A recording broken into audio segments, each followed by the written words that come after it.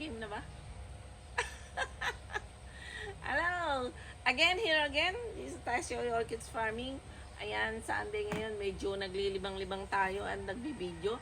Meron akong hawag dito na dendro. Ang tip ko sa inyo ganito. Maraming bumibili ng dendro. Wala na siyang leaves. Ayan, wala na siyang leaves. Lapit ka na ako. Wala na siyang leaves.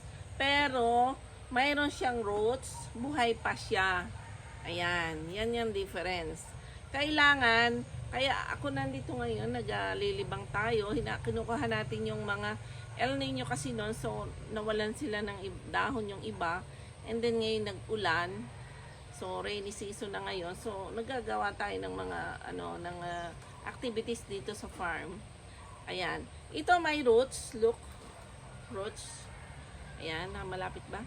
Ayan, roots. Ang gagawin natin, pagka ganitong mga roots, nililinis.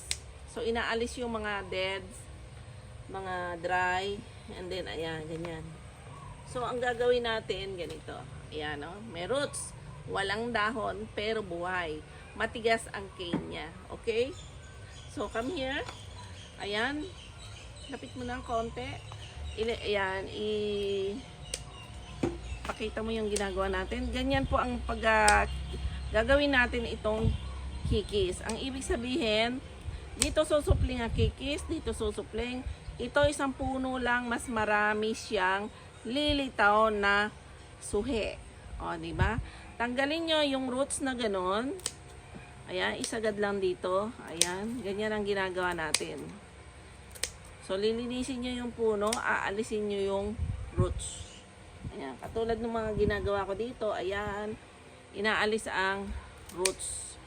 Ayan, dito ngayon, susupling. So, ang gagawin nyo ganito sa farm, like this, ganyan ang paggagawa.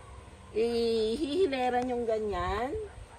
Hileran nyo dito, ganyan, pantay-pantay. Dito sila, lulusot ang suhi.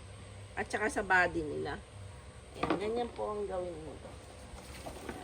Dinedemo ko na para nun, yung mga ganito na mayroong dahon pa, tanggalin nyo na kasi hindi naman na sila may damage. Ayan, mga linisin nyo na. Ayan, ganyan ho ang pagtatanim. Pantay-pantay. Ayan, ganyan. Kita ba? Ha? Pantay-pantay ang puno. Pantay-pantay. Ayan. Ayan. Ihahalayhay nyo siya sa bakal just like there. Mag-video tayo mamaya.